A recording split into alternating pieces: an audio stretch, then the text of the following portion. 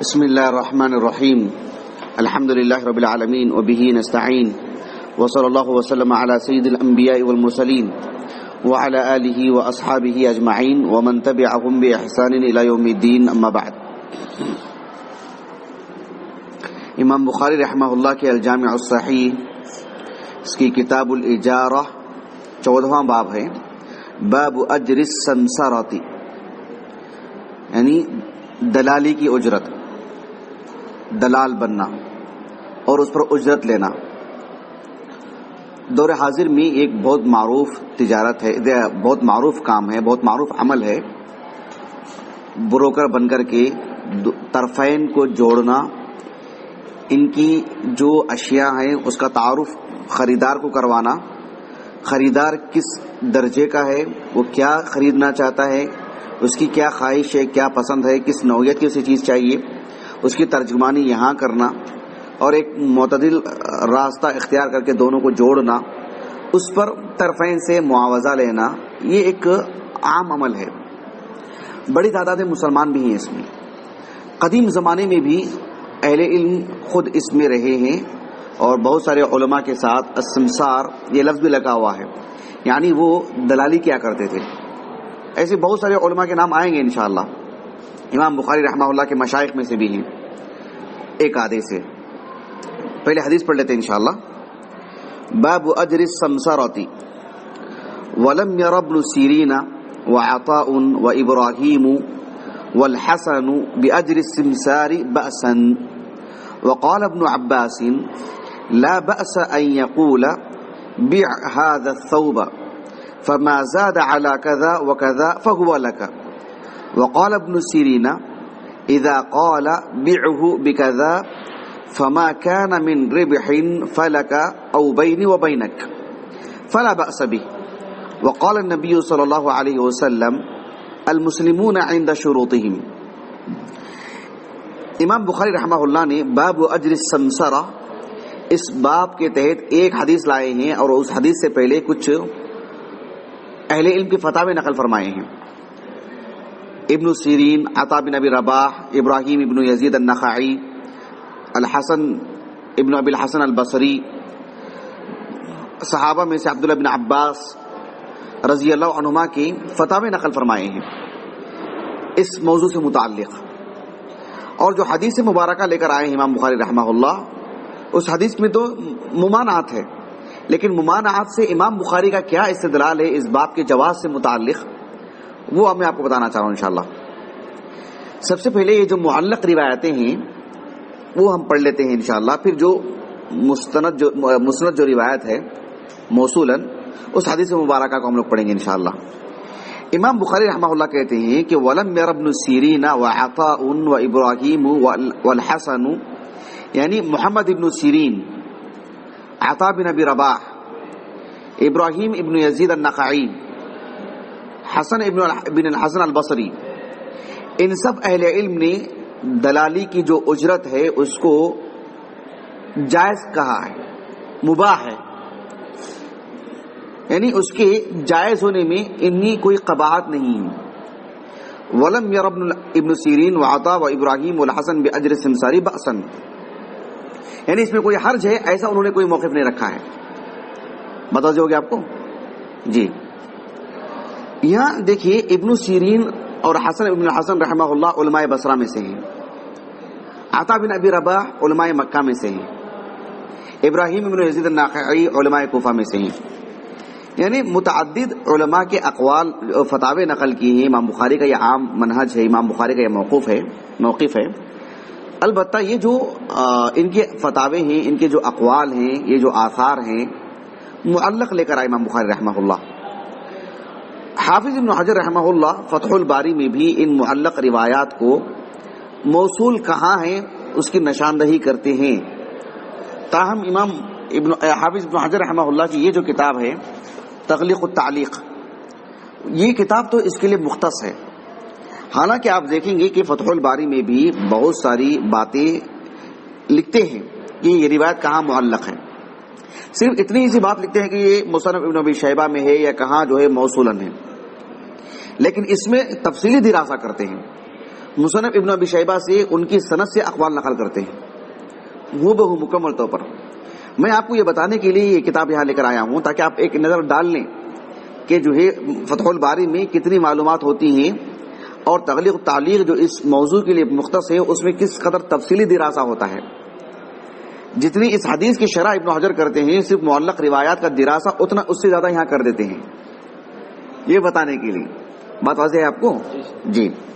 تو دیکھیے حافظ ابن حجر رحمہ اللہ نے صرف اتنی بات کہی ہے کہ یہ جو آثار ہیں ابن سیرین، عطا بن ابی رباح، ابراہیم بن یزید النخعی، حسن بن حسن البصری، ان کے جو جواز کا جو فتویٰ ہے مصنف ابن ابی شیبہ کے حوالے سے اتنی سی بات لکھی ہے ابن حجر نے. البتہ تغلیق التعلیق میں ان اسانید کے ساتھ ان اقوال کو، ان فتاووں کو درج کیا ہے. مصنف ابن ابی شیبہ میں ہمارے پاس کا جو نسخہ ہے وہ میں آپ کو بتاتا ہوں. اس میں سے آپ دیکھ لیں کہ جلد نمبر 12 صفحہ نمبر 247 میرے پاس کا جو دارالکنوز اشبیلیہ کا جو نسخہ ہے میرے پاس، شیخ سعد الشثری حفظہ اللہ، ان کی تحقیق کا ان کی تحقیق ان کی طرف سے تحقیق کیا ہوا نسخہ ہے. ابو بکر ابن ابی شیبہ رحمہ اللہ نے مستقل ایک باب ہی قائم کیا ہے کتاب البیوع میں کہ فی اجر السمسار، اجر السمسار سے متعلق مستقل باب ہی قائم کیا ہے. اس باب کے تحت یہاں پر دیکھیے جو روایات انہوں نے نقل کی ہیں امام بخاری رحمہ اللہ نے، یہاں دیکھیں قال حدثنا ابو بکر سے مراد ابن ابی شیبہ یعنی ان کے تلمیذ جو ان کے ناسخ ہیں انہوں نے جو نقل کیا ہے اس کو. قال حدثنا حفص بن عمر عن اشعث عن الحكم بن عتيبہ، جن کے تعلق سے میں بتا چکا ہوں آپ کو نے شاید وہاں پر فضل صالح آخر والوں کو غالباً، عن الحكم وحماد بن سلمہ عن ابراہیم وابن سیرین قالوا، دیگر نسخوں میں قالا ہے، لا بأس بأجر السمسار اذا اشترى يدا بيد. یہ جو قول ہے مصنف ابن ابی شیبہ میں یہی قول ہے جس کی طرف امام بخاری نے رہنمائی کی ہے رحمہ اللہ. یہاں تک بات واضح ہوگی آپ کو. دوسرا جو قول ہے عطا بن ابی رباح کا، عطا بن ابی رباح کا قول یہاں پر ہے، دیکھیے یہاں ہے، دیکھیے گویا کہ ان کا مستقل فتویٰ ہے اس باب سے. قال حدثنا ابو بکر بن ابی شیبہ قال حدثنا وکیع قال حدثنا لیث ابو عبد العزیز قال سألت عطاء عن السمسرة فقال لا بأس بها. یہی وہ آثار ہیں، یہی وہ فتاوے ہیں مصنف ابن ابی شیبہ کی. یہی خصوصیت ہے کہ ہر باب سے متعلق اگر آیت کریمہ ہو تو آیت کریمہ، احادیث، صحابہ کے فتاوے، تابعین کے فتاوے، معروف علماء کے جو فتاوے ہیں آپ سے پہلے کے متعدد مقامات کے، وہ سب اپنی آسانی سے درج کرتے ہیں. امام بخاری رحمہ اللہ اکثر و بیشتر جو فتاووں کا جو حوالہ دیتے ہیں معلق روایت میں خصوصاً، وہ اسی کتاب کی طرف رہنمائی ہوتی ہے عام طور پر سے آپ دیکھ سکتے ہیں. جہاں تک مسئلہ یہاں پر جو امام بخاری رحمہ اللہ نے حسن بن ابی الحسن البصری کا بھی جو حوالہ دیا ہے، اس کا نہ تو ذکر امام حافظ ابن حجر نے فتح الباری میں کیا ہے، نہ ہی مجھے وہ میرے اپنی معلومات کے اعتبار سے کہیں مجھے وہ مل سکا کہ ان کا فتویٰ کہاں ہے. یقیناً امام بخاری رحمہ اللہ نے لکھے ہیں، ان کا فتویٰ عام تو رہا ہوگا مصنف عبدالرزاق وغیرہ میں. میں جو دیکھ سکا مجھے نہیں مل سکا، وہ مزید کوشش سے شاید مل سکتا ہے. لیکن تعجب کی بات یہ ہے کہ حافظ ابن حجر نے بھی اس کی طرف اشارہ نہیں کیا ہے رحمہ اللہ. بات واضح ہے آپ کو؟ بات واضح ہے جی. وقال ابن عباس لا بأس ان يقول بع هذا الثوب. عبداللہ بن عباس کہتے ہیں رضی اللہ عنہما کہ کسی سے کہنا کہ اس کپڑے کو تم اتنی قیمت میں بیچو، فما زاد على كذا وكذا فهو لك، یعنی اتنے میں بیچنا چاہیے، مجھے تو اتنی قیمت ملنی چاہیے. اس سے زائد میں اگر آپ بیچ دیتے ہیں، آپ کے اپنی نصیب کی بات ہے، آپ کے اپنے ہنر اپنے کمال کی بات ہے.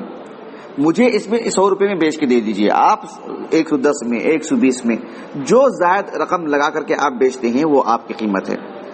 تو عبداللہ بن عباس رضی اللہ عنہ نے کہا کہ یہ لا بأس ان یقول، یعنی کوئی حرج نہیں ہے، مباح ہے، جواز ہے. ایک دلالی ہے یہ، اور اس جواز سے متعلق ابن عباس کا فتویٰ ہے. لیکن حدیث میں دیکھیں گے آپ کہ اس سے ممانعت ہے، اور یہ فتویٰ ابن عباس کا ہے رضی اللہ عنہما. تو اس ممانعت والی روایت کو لا کر کے امام بخاری کا استدلال کیا ہے وہ میں آپ کو بتاؤں گا انشاءاللہ جب حدیث پڑھیں گے باذن اللہ تعالی. سمجھ رہے ہیں آپ جی.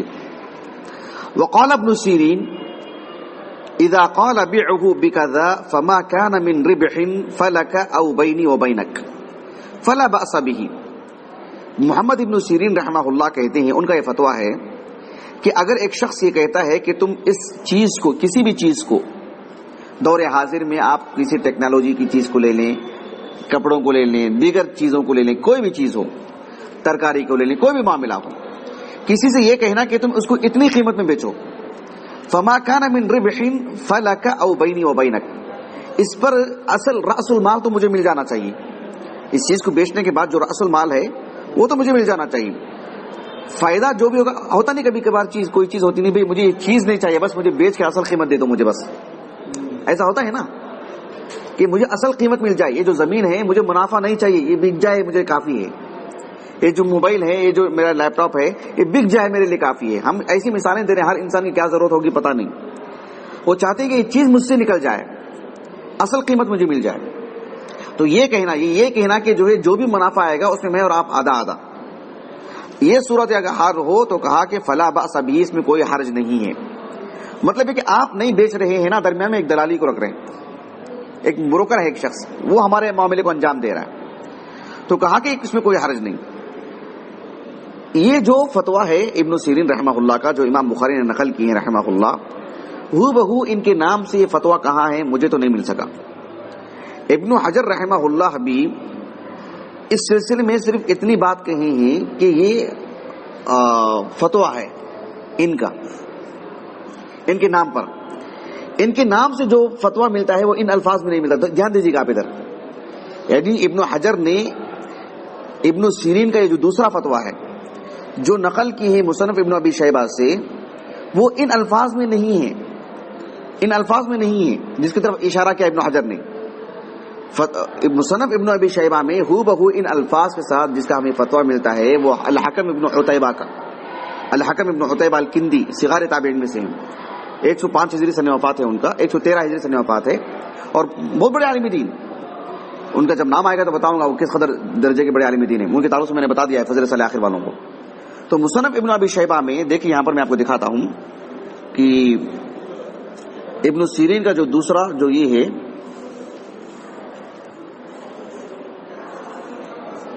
جلد نمبر 11 کہاں ہے مصنف ابن شیبہ کی؟ جی یہ دیکھیں جلد نمبر 11 میں صفحہ نمبر ہے اس کا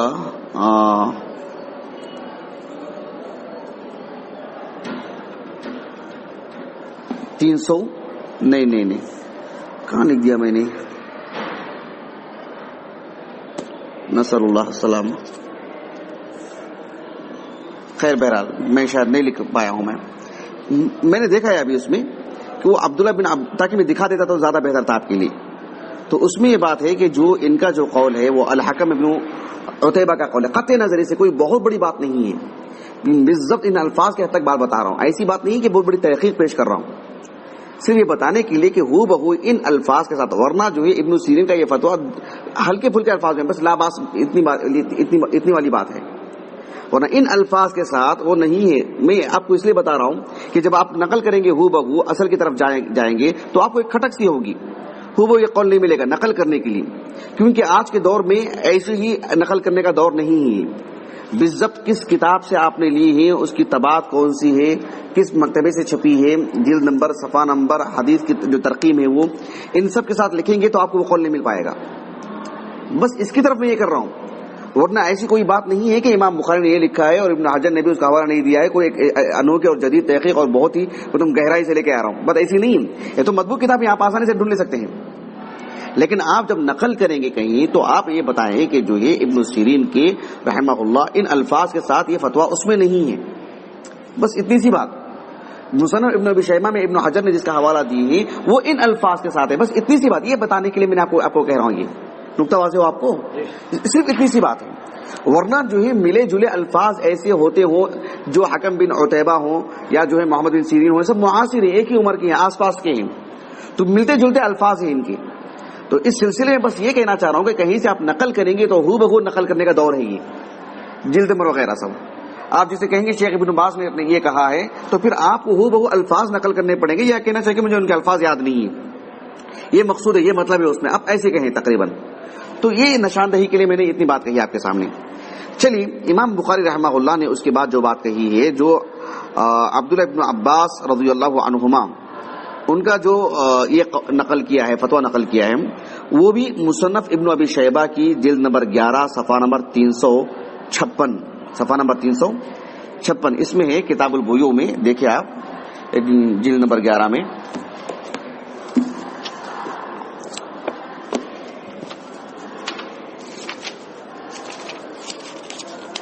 جی مل گیا یہاں پر دیکھیں. قال حدثنا ابو بکر بن ابی شیبہ قال حدثنا حمید بن عبد الرحمن عن حسن بن صالح عن رجل عن الحکم، میں نے لکھا ہے الحکم بن عتیبہ الکندی من الخامسہ، 113 ہجری سنہ ولادت، وفات ہے ان کا. فی الرجل یعنی اس آدمی کے بارے میں، یعطی الرجل الثوب فیقول بعه بکذا وکذا فما زاد فهو بینی وبینک قال لا باس به. یہ الحکم کے بارے میں ہے. جو ان کے بارے میں حسن بن بصری رحمہ اللہ کے محمد بن سیرین کے بارے میں قال حدثنا حشیم، یہی روایت اسی سند سے ابن حجر نے تغلیق التعلیق میں نقل کیا ہے ابن سیرین سے متعلق. یہ جو دوسرا فتویٰ ہے ان کا، جو دوسری معلق روایت ہے، اس کی ہو بہو نشاندہی اس روایت سے کی ہے. قال حدثنا حشیم، یہ ابو بکر بن ابی شیبہ کہہ رہے ہیں، عن یونس عن ابن سیرین انه لم يكن يرى بذلك بأسا. اتنا ہی قول نقل کیا ہے جو امام بخاری رحمہ اللہ نے دوسرا قول جو ابن سیرین کے نام سے نقل کیا ہے. ابھی بات واضح ہوگی آپ کو، یہی مقصود ہے یہاں پر. چلیے ابن عباس کا قول بھی اس سے اوپر والا قول ہے. ابن عباس کا جو قول ہے رضی اللہ عنہما مصنف ابن ابی شیبہ میں، اسی کے اوپر کا قول ہے. اس کے بعد دیکھیے امام بخاری رحمہ اللہ نے ایک اور معلق روایت لے کر کے آئے جو کہ حدیث رسول ہے. وقال النبی صلی اللہ علیہ وسلم المسلمون عند شروطهم، المسلمون عند شروطهم، یعنی معاملات میں مسلمان مل کر کے کسی طرح کوئی طے کر لیتے ہیں، کوئی معاملہ طے کر لیتے ہیں، وہ معاملہ اسی کے مطابق ہوگا، اسی کے مطابق انجام پائے گا. اور یہ ایک جواز کی بات ہے، الا یہ کہ اس میں کسی حلال کردہ چیز کو حرام کرنے سے متعلق متفق ہو جاتے رہے ہوں، یا کسی حرام چیز کو حلال کرنے سے متعلق متفق ہو جاتے رہے ہوں، تو ایسے شروط باطل ہیں، ایسے 100 کے قریبی شروط کیوں نہ ہوں. اچھا، یہ جو روایت ہے، یہ جو حدیث مبارکہ ہے المسلمون عند شروطهم، ابن حجر رحمہ اللہ فرماتے ہیں فتح الباری میں کہ یہ حدیث بھی ان احادیث میں سے ہے صحیح بخاری کی حدیث نہیں ہے، یہ حدیث بھی صحیح بخاری کے ان معلق روایتوں میں سے ہے جہاں امام بخاری رحمہ اللہ کبھی کبھار ایک حدیث کو معلق لاتے ہیں اپنے الجامع الصحیح میں. حدیث ہرقل کو دیکھ لیجئے مثلا، اس کو معلق بھی لائے ہیں اور اسی حدیث کو موصول بھی لائے ہیں، سند کے ساتھ بھی لائے ہیں. بات واضح ہوگی آپ کو. اس کو متصل بھی لائے ہیں، موصولاً بھی لائے ہیں، اور اس کو معلقاً بھی لائے ہیں حدیث ہرقل کو. لیکن امام بخاری رحمہ اللہ نے کچھ احادیث کو اپنے الجامع الصحیح میں معلق روایت لائے ہیں جو کہ الجامع الصحیح کا اصل حصہ نہیں ہے، وہ معلق روایات، اور وہ صحیح بخاری میں موصولاً کہیں اور جگہ نہیں لائے ہیں. ان میں سے یہ حدیث مبارکہ بھی. حافظ ابن حجر رحمہ اللہ نے اس حدیث مبارکہ کا جو حوالہ دیا ہے، وہ ایک تو اس کا حوالہ دیے ہیں، کس کا؟ مسند اسحاق ابن ابراہیم راہوی کا. ان کی جو مسند ہے میرے پاس موجود ہے، اس میں تو ان الفاظ کے ساتھ حدیث نہیں ہے. الشاملہ کی مدد سے بھی دیکھا میں، اس میں بھی یہ حدیث مجھے نہیں ملی ہے. البتہ جو تغلیق التعلیق ہے، اس کی جس صاحب نے تحقیق کی ہے سعید عبد الرحمن موسیٰ القرفی، انہوں نے بھی صرف اتنی بات کہی ہے کہ وہ جو مسند اسحاق کی روایت ہے اسے بس ابن حجر کے ہی کہنے کے مطابق حوالہ دی کہ ابن حجر نے کہا ہے، بس اتنی سی بات. مسند اسحاق ابن ابراہیم میں ہوتی تو کم از کم وہ اس کا بھی حوالہ دیتے کہ مسند اسحاق میں وہاں جا کے دیکھ لیں. واللہ عالم، شاید انہوں نے بھی ڈھونڈا ہوگا اور ان کو بھی نہیں ملی ہوں گی. تو مجھے بھی تو مطبوع جو ہمارے پاس نسخہ ہے اس میں روایت نہیں ہے.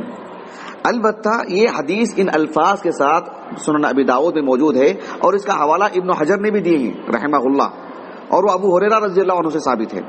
بلکہ ابو ہریرہ رضی اللہ عنہ سے ثابت اس حدیث کو ابن حجر رحمہ اللہ نے کہا کہ المسلمون عند شروطہم، ان الفاظ کے ساتھ جتنی بھی احادیث ملتی ہیں، حدیث انس ہو، حدیث عروہ بن مسعود ہو، یا دیگر صحابہ، عروہ بن مسعود کہہ رہا ہوں، عوف ابن عمرو ابن مالک ہوں، جتنی بھی روایات ملتی ہیں اس میں ابو ہریرہ رضی اللہ عنہ کی طریق سے آنے والی روایت سب سے زیادہ درست ہے، ایسے ابن حجر نے کہا رحمہ اللہ تغلیق التعلیق میں۔ تغلیق التعلیق اس کا میں آپ کو حوالہ دے دیتا ہوں، اس کا حوالہ ہے جلد نمبر 3 صفحہ نمبر 281۔ آپ ایک مرتبہ پڑھ لیں کہ معلق روایت پر کیسی دراسہ کرتے ابن حجر رحمہ اللہ۔ دیکھیے کتنا تفصیل کلام کیا ہے ابن حجر رحمہ اللہ نے یہاں پر۔ دیکھ رہے ہیں یہاں پر، دیکھیے باب اجر سمسرہ، دیکھ رہے ہیں یہاں پہ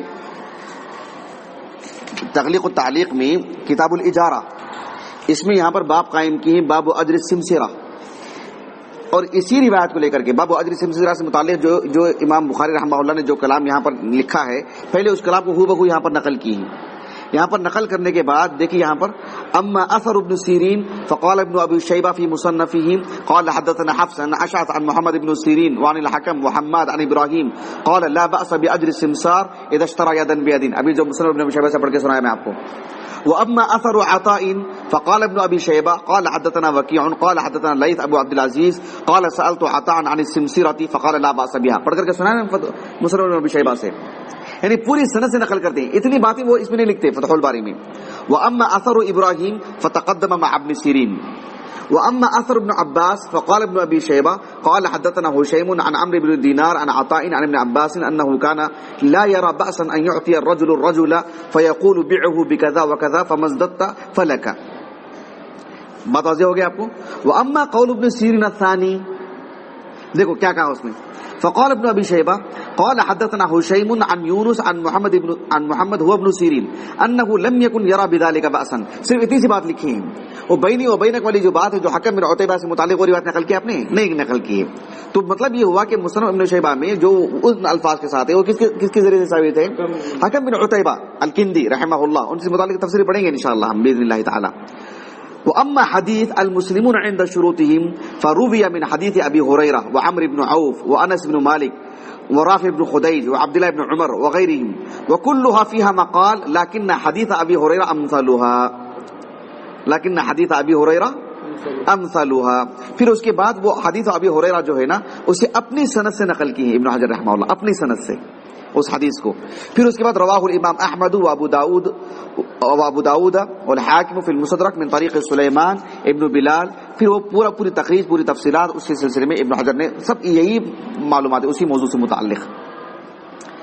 اچھی طرح بات واضح ہو گیا آپ کو۔ دیکھو یہاں پر رواہ اسحاق ابن راہوی فی مسندہ، اس کا بھی حوالہ دیے ہیں، لیکن جو محقق ہیں انہوں نے بھی صرف ابن حجر کا یہ قول نقل کر دیے ہیں، اصل کتاب کی طرف انہوں نے مراجعہ کیا ہوگا لیکن نہیں ملی ہوں گی ان کو، یا کم از کم وہ یہ لکھ دیتے کہ اصل کتاب سے مجھے نہیں ملی ہے تو بات اور زیادہ واضح ہو گئی ہوتی، لیکن واللہ اعلم مجھے تو یہ بات نہیں ملی ہے۔ میں یہ ساری تفسیر اس لیے بتا رہا ہوں آپ کو کہ اصل کی طرف رجوع کرنا بے حد ضروری ہو جاتا ہے۔ چلیے یہ جو حدیث مبارکہ ہے سنن ابی داؤد میں موجود ہے، سنن ابی داؤد میں یعنی دیکھیں یہ جو میں کہہ رہا تھا آپ کو، قال الحافظ فتح الباری میں لکھا ہے آپ نے، هذا احد الاحاديث التي لم يوصلها المصنف في مكان آخر، یہ ان احادیث میں سے ایک حدیث ہے جس کو موصولا پورے الجامع الصحیح میں کہیں اور جگہ لے کر نہیں آیا امام بخاری رحمہ اللہ، المصنف سے مراد امام بخاری ہیں۔ اب دیکھیں یہاں پر میں نے یہاں پر لکھا ہے وصل ابو داؤد فی السنن فی کتاب الاقضیہ باب فی الصلح عن ابی ہریرہ رضی اللہ عنہ، حدیث طویل ہے، اس میں کیا ہے، قال رسول اللہ صلی اللہ علیہ وسلم الصلح جائز بین المسلمین، الصلح جائز بین المسلمین، زاد احمد الا صلحا احل حراما او حرم حلالا، صرف کسی چیز کو حلال کو حرام کر دے یہ شروط جی یہ جائز نہیں، اس کا عکس بھی۔ وزاد سلیمان ابن داؤد، یہ امام ابو داؤد کے استاذ ہیں سلیمان ابن داؤد، المسلمون علی شروطہم، یہ حدیث سنن ابی داؤد میں 3594، 35 ضرور جا کر کے دیکھیے گا 3594، اس حدیث کے یہ نمبر ہے اس حدیث کا۔ شیخ البانی رحمہ اللہ نے حسن صحیح کہا اس حدیث کو، اور ابن حجر کے الفاظ میں لکن حدیث ابی ہریرہ امثلها، چلیے یہ آثار، یہ فتاوی، یہ سب لا کر کے ابن حجر رحمہ اللہ فرماتے ہیں، ابن حجر کے الفاظ سنیے فتح الباری کے، کہ وَكَأَنَّ الْمُصَنِّفَ أَشَارَ إِلَى الرَّدِّ عَلَى مَنْ كَرِهَهَا، جو سمسرہ کے اجرت کو جو لوگ کراہت سے دیکھتے ہیں ان پر گویا کہ اس باب کے تحت اس باب کو قائم کر کے رد کیا ہے ان پر، ان صحابہ کے، ان علماء کے فتاوے نقل کر کے اور رسول اللہ کے اس حدیث کو نقل کر کے صلی اللہ علیہ وسلم رد کیا ہے۔ آگے ابن حجر نے یہ بھی لکھا ہے کہ وقد نقلہ ابن المنذر عن الکوفیین، کہ علماء کوفہ میں سے کچھ علماء نے اس کو مکروہ کہا ہے۔ تو ابن المنذر رحمہ اللہ کی کس کتاب میں یہ بات ہے؟ ان کی سب سے مبسوط جو کتاب ہے وہ الاوسط۔ کیا ہے؟ الاوسط۔ الاوسط میں نے المکتبۃ الشاملہ کی مدد سے دیکھا کہ ایسا کوئی باب قائم نہیں کیا ہے۔ یہ قصور تھا مجھ میں انشاءاللہ میرے پاس مطبوع کتاب ہے اور اس کتاب کو میں یعنی وہ اوپر تھی، نکال نہیں سکا اس کو میں، میرے پاس کوئی ذریعہ نہیں تھا اس کتاب کو نکال کر کے پڑھنے کا، کوئی وسیلہ نہیں تھا اس کتاب کو حاصل کرنے کا، تو انشاءاللہ میں بعد میں اس کو نکال کر کے ایک مرتبہ دیکھ لیتا ہوں تاکہ یہ معلوم کر لیں کہ وقد نقلہ ابن المنذر عن الکوفیین، تو کوفہ کے کن علماء سے انہوں نے نقل کیا ہے اور اپنی کس کتاب میں انہوں نے نقل کیا ہے۔ لیکن فتح الباری میں یہ جو ہے یعنی جلد نمبر 6 صفحہ نمبر 40/3 اس میں دیکھیں میں ابن حجر کی ایک مرتبہ عبارت جو ہے ہو بہو پڑھ کے سنا دیتا ہوں آپ کو۔ حافظ ابن حجر رحمہ اللہ فرماتے ہیں کہ یہاں پر دیکھیں وَكَأَنَّ الْمُصَنِّفُ أَشَارَ إِلَى الرَّدِّ عَلَى مَنْ كَرِهَهَا وَقَدْ نَقَلَهُ ابن المنذر عن الکوفیین، لیکن وہ کوفیین میں سے کون ہے اس کی نشاندہی یا جو ہے مطلب ابن المنذر نے اپنی کس کتاب میں یہ بات کہی ہے اور ان کے کیا دلائل ہیں اس موضوع سے متعلق، وہ جو ہے اس کو ذرا تفصیلی طور پر، کیونکہ بڑا تفصیلی کلام کرتے ہیں وہ ابن المنذر رحمہ اللہ، خاص کر الاوسط میں۔ الاوسط بہت عمدہ اور بہت جو ہے مطلب مفصل کتاب ہے، مبسوط کتاب ہے اور بڑا اچھا دراسہ کرتے ہیں، بڑا احاطہ کرتے ہیں اس میں ماشاءاللہ، اور قدیم علماء میں سے ہے نا وہ ابن المنذر رحمہ اللہ۔ جی چلیے آگے ہم حدیث پڑھ لیتے ہیں۔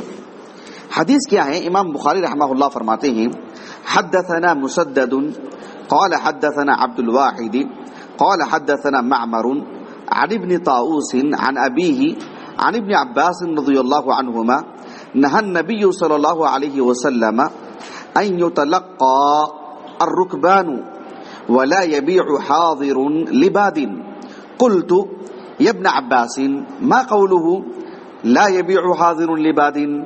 قال لا يكون له سمسارا۔ امام بخاری رحمہ اللہ کے جو استاذ ہیں مسدد رحمہ اللہ سے متعلق آپ کو بتا چکا ہوں نا، اور آپ لکھ چکے ہیں ماشاءاللہ، بارک اللہ فیکم جمیعا۔ مسدد رحمہ اللہ ابھی چند دن پہلے بھی جو ہے فضل سال آخر والوں کو بھی ان سے متعلق میں نے تفصیلی طور پر بتایا ہے، اور وہ باتیں بتائی ہیں جو آپ کو نہیں بتائی تھی میں نے، ایک مرتبہ دیکھ لیجئے آپ۔ امام مسدد رحمہ اللہ کے جو استاذ ہیں عبد الواحد یعنی عبد الواحد ابن زیاد العبدی مولاہم، ابو بشر یہ بھی علماء بصرہ میں سے ہیں۔ مسدد رحمہ اللہ سے متعلق پوچھا تھا، یاد ہے آپ لوگوں کو کہ مسدد رحمہ اللہ وہاں انہوں نے کن سے روایت کر رہے تھے؟ ان کے استاذ کون تھے؟ غندر یعنی محمد بن جعفر، اور وہ کن سے روایت کر رہے تھے؟ شعبہ سے، اور وہ کن سے روایت کر رہے تھے؟ قتادہ سے، احسنتم، اور وہ کن سے؟ انس بن مالک رضی اللہ عنہ سے، احسنتم جميعا بارک اللہ فیکم۔ تو عبد الواحد ابن زیاد العبدی مولاہم ابو بشر البصری 8واں طبقہ ہے ان کا، اخرجہ الجماعہ، 176 ہجری سن وفات ہے آپ کا۔ حافظ ابن حجر رحمہ اللہ نے جو بات ان کے بارے میں کہی ہے تقریب التہذیب میں وہ قابل غور ہے۔ حافظ ابن حجر رحمہ اللہ کہتے ہیں کہ ثقۃ، صرف اتنی بات نہیں ہے، ثقۃ فی حدیثہ عن الاعمش وحدہ مقال۔ امام اعمش رحمہ اللہ سلیمان ابن مہران الاعمش سے جب یہ روایت کرتے ہیں، ان کی جو مرویات ان سے ہوتی ہیں اس پر مقال ہے، اس پر کلام کیا گیا ہے۔ وہ کیوں کر وہ امام اعمش سے متعلق جو ہے ان کا ایسا کلام ہے وہ تفصیلی طور پر آگے بتاؤں گا آپ کو انشاءاللہ۔ یہ ابن حجر رحمہ اللہ نے بہت ہی ایجاز کے ساتھ، اختصار کے ساتھ تقریب التہذیب میں بات لکھی ہے۔ معاویہ بن صالح رحمہ اللہ وہ کہتے ہیں کہ میں یحییٰ بن معین سے پوچھا کہ من اثبت اصحاب الاعمش، اصحاب الاعمش، اعمش رحمہ اللہ مرکزی شخصیت ہے نا وہ، ان کے تلامذہ میں کون اثبت ہیں، کون سب سے خاص ہیں، طول الزمان کے اعتبار سے بھی، طول الملازمہ کے اعتبار سے بھی، اور حفظ و اتقان کے اعتبار سے بھی. کہا کہ سفیان و شعبہ، یعنی سفیان ابن سعید الثوری اور شعبہ. پھر ان کے بعد نمبر کس کا آتا ہے؟ ابو معاویہ الضریر. کس کے بعد نام آتا ہے؟ ابو معاویہ الضریر. محمد ابن قاسم نام آگے آئے گا انشاءاللہ ان کا. ابو معاویہ الضریر. وبعدہ عبد الواحد ابن زیاد، یعنی عبد الواحد ابن زیاد اعمش رحمہ اللہ سے روایت کرتے ہیں، لیکن ان کا مقام کہاں آ رہا ہے وہ بتا رہے ہیں. عثمان ابن سعید الدارمی رحمہ اللہ، جن کی کتاب ہے النغض بشر المریسی کے رد میں عقیدہ اہل سنہ والجماعہ کے باب میں، عثمان ابن سعید الدارمی کہتے ہیں کہ میں نے یحییٰ ابن معین سے کہا ابو عوانہ یعنی عبداللہ ابن محمد، عبداللہ ابن وضاح الیشکری، عبداللہ ابن وضاح الیشکری، ابو عوانہ کنیت تھی آپ کی، وہ ابو عوانہ نہیں جو مسند ابی عوانہ ہے وہ نہیں، وہ تو بات کی ہے. کہا کہ ابو عوانہ احب الیک او عبد الواحد ابن زیاد، عبد الواحد ابن زیاد آپ کے نزدیک زیادہ پسندیدہ ہیں. کس اعتبار سے پسندیدہ؟ ثقافت کے اعتبار سے. یہاں جو ہے چاہت اور جو ہے قلبی طمانینت کا معاملہ نہیں ہے. کہا کہ ابو عوانہ احب الی وعبد الواحد ثقۃ، عبد الواحد ثقہ ہیں، لیکن موازنے کی بات آتی ہے تو ابو عوانہ رحمہ اللہ احب الی. صالح بن احمد بن حنبل کہتے ہیں، امام احمد بن حنبل رحمہ اللہ کے فرزند صالح بن احمد بن حنبل، کہ علی بن المدینی رحمہ اللہ سے انہوں نے کہا کہ وہ یحییٰ ابن سعید القطان رحمہ اللہ سے انہوں نے سنا کہ یحییٰ ابن سعید القطان رحمہ اللہ کہتے ہیں کہ ما رأیت عبد الواحد ابن زیاد یطلب حدیثا قط بالبصرہ، کہ عبد الواحد ابن زیاد کو بصرہ میں تو کبھی میں طلب حدیث میں نہیں دیکھا، ولا بالکوفہ، بصرہ اور کوفہ میں کبھی میں نے ان کو طلب حدیث میں نے نہیں دیکھا. بات اتنی نہیں ہے، بات آگے کی جو بڑی اہم ہے. کہا کہ وَكُنَّا نَجْلِسُ عَلَى بَابِهِ يَوْمَ الْجُمُعَةِ بَعْدَ الصَّلَاةِ، ایک مرتبہ جمعہ کی نماز کے بعد ہم لوگ بیٹھے تھے ان کے گھر کے پاس.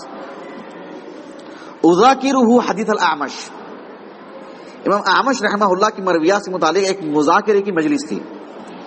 فَلَا يَعْرِفُ مِنْهُ حَرْفًا، یحییٰ ابن سعید القطان کہتے ہیں رحمہ اللہ، اس سے متعلق انہیں ایک بات بھی نہیں معلوم ہو سکی ان کو. تو اسی وجہ سے ابن حجر رحمہ اللہ نے فرمایا کہ ان سے متعلق جب ان کی مرویات آتی ہیں تو اس پہ کلام ہے، اور اس میں مزید بھی ایک وضاحت ہے جو آگے بتا رہا ہوں میں آپ کو انشاءاللہ. محمد ابن سعد رحمہ اللہ وہ کہتے ہیں کہ کان ثقۃ کثیر الحدیث. ابو زرعہ الرازی، ابو حاتم الرازی، ابو داود، احمد ابن عبداللہ العجلی، الدارقطنی، ابن القطان رحمہم اللہ اجمعین، ان سب اصحاب علم نے ان کو ثقہ کہا ہے. امام ابو داود رحمہ اللہ نے ایک وضاحت کی ہے، وہ یہ ہے کہ عمد الى احادیث کان یرسلها الاعمش فوصلها. امام اعمش رحمہ اللہ کا ترجمہ حیات لکھوایا میں آپ لوگوں کو نہیں لکھوایا، فضیلت صالح آخر والوں کو لکھوایا رہوں گا. یہ ثقہ ہے، جلیل القدر عالم دین ہے، لیکن کان یرسل.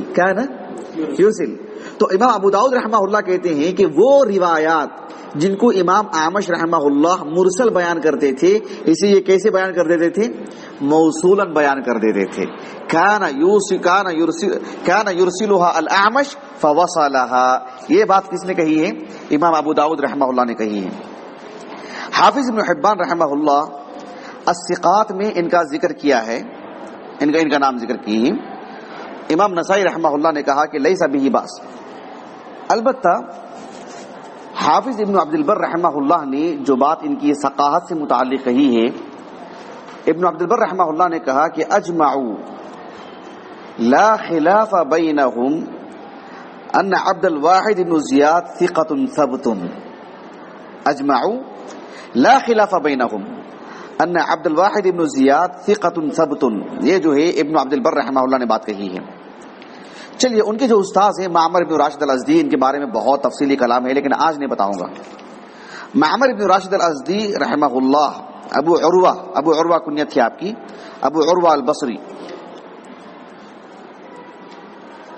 96 ہجری سن میں ولادت ہے اور 154 ہجری ان کا سن وفات ہے. 7واں طبقہ ہے آپ کا.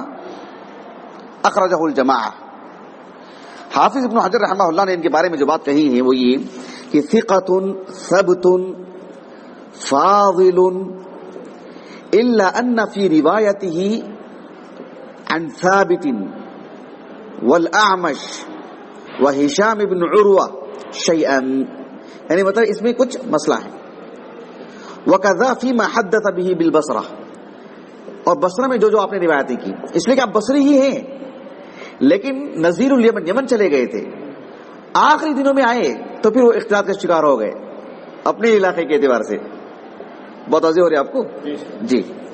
ان کے جو استاذ ہیں عبداللہ ابن طاؤس اور ان کے والد طاؤس، ان دونوں سے متعلق میں نے یعنی تفصیلی دراسہ فضیلت سال آخر والوں کو کروایا تھا. ہلکا پھلکا لکھوا دیتا ہوں. دیکھیں عبداللہ بن طاؤس ابن کیسان الیمانی، ابو محمد کنیت ہے آپ کی، یمنی ہے لیکن مکہ آیا جایا کرتے تھے. 132 ہجری سن وفات ہے آپ کا. 6واں طبقہ ہے. 6ویں طبقے سے مراد یعنی الذین عاصروا صغار التابعین، صغار تابعین کا جنہوں نے زمانہ پایا. اخرجہ الجماعہ.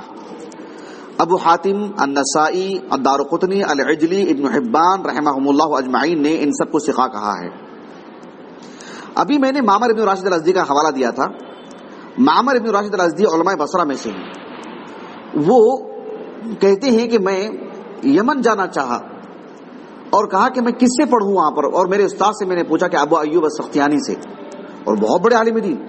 ابو ایوب السختیانی کا سن وفات بھی وہی ہے 1 سال پہلے جو ان کا ہے عبداللہ بن طاؤس کا. تو کہتے ہیں کہ ایوب السختیانی رحمہ اللہ نے معمر ابن راشد الازدی سے کہا کہ ان كنت راحلا الى احد فعليك ابن ابی طاؤس، جانا ہی ہے آپ کو تو ابن ابی طاؤس کے پاس جاؤ. تبھی وہ یمن کے لیے گئے. ان کے جو والد ہیں طاؤس ابن کیسان الیمانی، میں کیا بتاؤں یا اللہ، بہت بڑی شخصیت، بہت بڑی شخصیت. طاؤس ابن کیسان الیمانی ابو عبد الرحمن الحمیری، زکوان نام تھا آپ کا اصل میں. بڑی پیاری قرات تھی آپ کی، اسی لیے آپ کو طاؤس کہا جاتا تھا. طاؤس مور کو کہتے ہیں. 106 ہجری سن وفات ہے آپ کا. اوساط تابعین میں سے 3را طبقہ ہے. اخرجہ الجماعہ. ابن معین رحمہ اللہ کہتے ہیں کہ جو طاؤس اس لیے نام پڑا ان کا کہ لأنه كان طاؤس القراء. طاؤس رحمہ اللہ کہتے ہیں کہ ادرکت 50 من اصحاب رسول اللہ صلی اللہ علیہ وسلم. امام زہری رحمہ اللہ کہتے ہیں لو رأیت طاؤسا علمت انه لا يكذب، چہرے سے پتا چل جائے گا وہ تو جھوٹے شخص نہیں ہے. بہت بڑی بات ہے یہ سب. چلیے، اور وہ روایت کرتے ہیں عبداللہ بن طاؤس رضی اللہ رحمہ اللہ عبداللہ بن عباس سے. حدیث دیکھیے،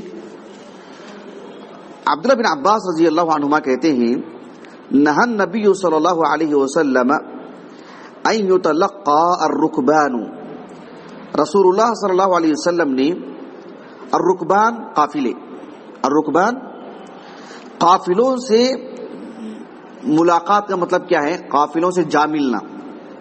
قافلوں سے اس نیت سے جا ملنے سے اللہ کے رسول نے منع کیا صلی اللہ علیہ وسلم کہ باہر سے جو قافلے آتے ہیں، جیسے لاریاں آتی ترکاری لے کر آتی نا مارکیٹ میں، تو ابھی جو ہے اپنے شہر میں داخل ہونے سے بہت پہلے ہی جو ہے مطلب جیسے کھانے کے لیے کہیں اتارتے ہیں، کافی لاریاں کھڑی ہوئی رہتی ہیں، دیکھا ہوگا آپ نے. وہیں سے پوری ڈیلنگ کر لینا. ڈیلر لوگ ایسے بہت ہوتے ہیں کہ دیکھو شہر میں اتنا ریٹ چل رہا ہے، آپ جا کے یہ بھاجی اور یہ ترکاریاں اور یہ سب بیچیں گے تو آپ کو جو ہے وہ اتنے میں لے لیں گے. آپ کو کتنا فائدہ چاہیے؟ آپ کو اتنا فائدہ چاہیے نا، مثال کے طور پر آپ یہ سارا مال ہم کو دے دیجئے، ہم جائیں گے اور جا کر کے اس حساب سے آپ کو بیچ کر کے آپ کو اس سے 2 روپے زیادہ دیں گے آپ کو. اور یہ جو ہے کیا کرتے ہیں کبھی کبھار احتکار کر لیتے ہیں کچھ چیزوں کو. احتکار مطلب ذخیرہ اندوزی کرنا، اور کچھ کر کے بیچتے ہیں. کم بیچنے سے اس کی قیمت بڑھ جاتی ہے. جیسے آج دیکھ رہے ہیں کہ پانی کی قلت کی وجہ سے لوگوں کو پانی کی حاجت بھی ہے اور پانی کی قلت بھی ہو رہی ہے، ایسے بھی قیمت بڑھا دی ہے تاکہ جو ہے لوگ لیں گے ہی ضرور لازمی طور پر. اور جو ہے یہ جو چیزیں ہوتی ہیں اسی لیے اللہ کے رسول نے روکا ان کو. امام بخاری رحمہ اللہ نے اس حدیث مبارکہ کو کتاب البیوع میں بھی لائے ہیں. کتاب البیوع میں لا کر کے اس طرح کی دلالی کی ممانعت ثابت کی ہیں. اس طرح کی دلالی اور اس طرح کی دلالی کی ممانعت ثابت کرنے کے لیے اس سے پہلے ایک عام حدیث لائے ہیں جو کہ حدیث جریر بن عبداللہ البجلی ہے. اس میں کیا ہے؟ الدین والنصیحہ والی حدیث. اس حدیث کو لا کر کے کہنا چاہ رہے ہیں کہ بھئی آپ خیر خواہی برتیں، نیت پر بڑا اثر پڑتا ہے. آپ اس وجہ سے کہ جو ہے یہ جائے گا تو کم میں بیچ دے گا، ارے وہ کم میں بیچے گا تو ٹھیک ہے، سب کا فائدہ ہو جا رہا ہے اس میں، اور اس کو اس کی اصل قیمت مل جا رہی ہے، اسے بھی 2 روپے مل جا رہے ہیں، آنے جانے کا بھی خرچہ نکل جا رہا ہے اس کا. لیکن آپ چاہتے ہیں کہ جو ہے بس اس کو لیں، اس کے سارے مال کو، اور تھوڑا تھوڑا کر کے بیچیں، خوب منافع لیں. یہ جو صورت حال ہے گویا کہ آپ نیک نیتی کا کام نہیں کر رہے ہیں، وہ بتانے کے لیے امام بخاری نے وہاں لے کر کے آئے ہیں. اور البتہ کتاب البیوع میں امام بخاری نے اس کے جواز پر بھی گفتگو فرمائے ہیں باب قائم کر کے. لیکن یہاں پر کتاب الاجارہ میں مستقل طور پر، حالانکہ دیکھیں اس کے پاس نہ ترکاری ہے، نہ فروخت کرنا ہے اس کو، نہ اس کو لینا ہے، نہ یہ بائع ہے نہ یہ مشتری ہے، بس ایک سمسار ہے، دلالی ہی.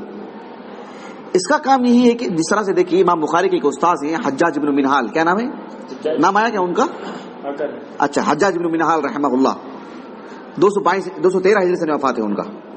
حجاج بن منہال رحمہ اللہ جو سمسار تھے، وہ انہوں نے مطلب کچھ چیز جو ہے درمیانے سے دلالی کرتے تھے. وہ تو ایک باہر سے ایک تاجر آئے جو بہت ہی خوشحال تھے، عالم دین. وہ آئے اور آ کر کے ان کو جو ہے مطلب کچھ معاملہ برتا کہ جو ہے یہ جو میری جو اشیاء ہیں ان کو آپ فروخت کر دیں. ایک دانے پر وہ ایک دینار لیتے تھے. یہ ان کی اس عمل سے متاثر ہو کر کے ایک حبہ ایک دانے کے مقابل میں 30 دینار دیے ان کو. اور انہوں نے ایک حبہ ایک دانے کے مقابل ایک دینار کو لے کر کے بقیہ پورے دینار واپس کر دیے. کہا کہ تمہارے یہ دینار مجھے مٹی سے زیادہ جو ہے مطلب حقیر ہے. دنانین کا احمن من التراب، یہی لفظ ہے، اس مٹی سے زیادہ حقیر ہے. میں جو کرتا ہوں میرے لیے کافی ہے. اس کو بولتے ہیں النصیحہ، الدین والنصیحہ، ایک خیر خواہ دلال. آپ جو ہے مطلب ایک وہ آدمی فروخت نہیں کر پا رہا، آپ اسے فروخت کر کے دے رہے ہیں. آج بڑے بڑے مال ہوتے ہیں، اس میں دلالی بہت کرتے ہیں لوگ. جیسے ایک کمیشن لیتے ہیں درمیان سے، یعنی ایک چیز کمپنی سے آتی ہیں چیزیں کہ آپ اپنے مال میں اس کو بیچیے، تو وہ کہتے ہیں کہ ہاں میں مال میں بیچتا ہوں لیکن جو ہے میں اس کی یہ قیمت مجھے اس کا کمیشن ملنا چاہیے، میں آپ کو بیچ کے دوں گا. میں آپ کو جبرن مالک اس مال کا مالک ہوتا تو وہ برداشت کرے گا؟ اس بات کو نہیں کرے گا. لیکن بڑی بڑی تجارتیں ایسی ہی چلتی ہیں. بڑے بڑے مال میں بڑے بڑے جو تجارتیں ہوتی ہیں اس میں ڈیلر ان کا بڑا رول رہتا ہے، بلکہ اصل جو مالک ہوتا ہے اس کے مقابلے میں ان کی پکڑ اندر کی زیادہ رہتی ہے، انہی کی پہچان رہتی ہے. یہی کسی دو کو جوڑتے ہیں، یہی کرواتے ہیں، ان کا اپنا ایک بڑا رول رہتا ہے. ایسے میں یہ اپنا ایک جائز معاوضہ لیں، لیکن ایسا نہ ہو کہ لوگوں کو اشیاء پہنچنے میں کمزوری محسوس ہو، لوگوں تک چیز نہ پہنچ پائے. ایسا نہیں ہونا چاہیے. اسی لیے اللہ کے رسول نے اس چیز سے منع کیا صلی اللہ علیہ وسلم. وَلَا يَبِيعُ حَاضِرٌ لِبَادٍ، اور ایک حاضر یعنی جو شہر کا شخص ہے وہ قریے والے سے ایسا معاملہ نہ کرے. قلت يا ابن عباس ما قوله لا يبيع حاضر لباد قال لا يكون له سمسارا، کہ وہ سمسار نہ رہے.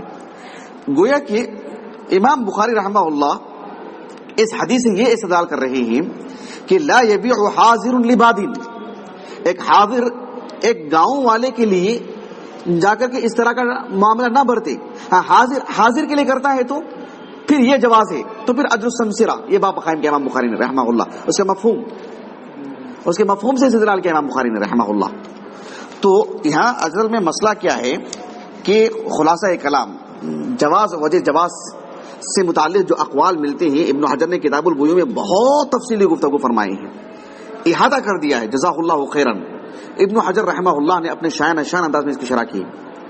خلاصہ اس کا اگر بالکل مختصر الفاظ میں کہیں تو دلالی ایک اچھا پیشہ بھی ہے اس وقت جبکہ ایک شخص اپنی اشیاء بیچنے پر قادر نہیں ہے، صلاحیت نہیں ہے، ہنر نہیں ہے، گفتگو کا طرز نہیں ہے، شہر کے حالات سے بے خبر ہے، اسے پتہ نہیں کہ میری چیزیں کتنے میں جائیں گے، کیا ہوگا. ایسے میں ایک خیر خواہ آدمی سے وہ جوڑتا ہے، وہ کرتا ہے کہ شہر میں اس کا یہ ریٹ چل رہا ہے، شہر میں اتنی قیمت پہ چل رہی ہے یہ چیز، آپ جائیں گے تو آپ لاس ہو جائے گا، آپ کا جائے گی نہیں آپ کی چیز. ایسی صورت میں بس اس کے لیے کچھ فائدہ پہنچا دیتا ہے تاکہ اور شہر والوں تک وہ چیزیں پہنچ جاتی ہیں. ایسے میں درمیان میں ایک معاوضہ اس کے لیے ملتا ہے تو لا باس بھی اصلاً جواز ہے، اصلاً جواز ہے. لیکن اس معاملے میں دھاندلی جہاں آتی ہے، بدنیتی جہاں آتی ہے، مال کو لے کر کے جو ہے مطلب احتکار کرنا، ذخیرہ اندوزی کرنا، یا اس انداز میں شہر میں اتنی بڑی قیمت لگانا کہ جس سے جو ہے مطلب اس کو نقصان ہو یا شہر والوں کو بھی نقصان ہو، یہ آ کے بیچتا تو آسانی سے سب کو بھی چیز مل جاتی ہے اور آسانی سے مل جاتی، یہ سب اگر ہو تو یہ پھر یہ مناسب نہیں ہے. یہی فرق ہے دونوں میں. بات واضح ہو گیا آپ کو؟ جی. آج کل جو زمینوں کا جو کاروبار ہوتا ہے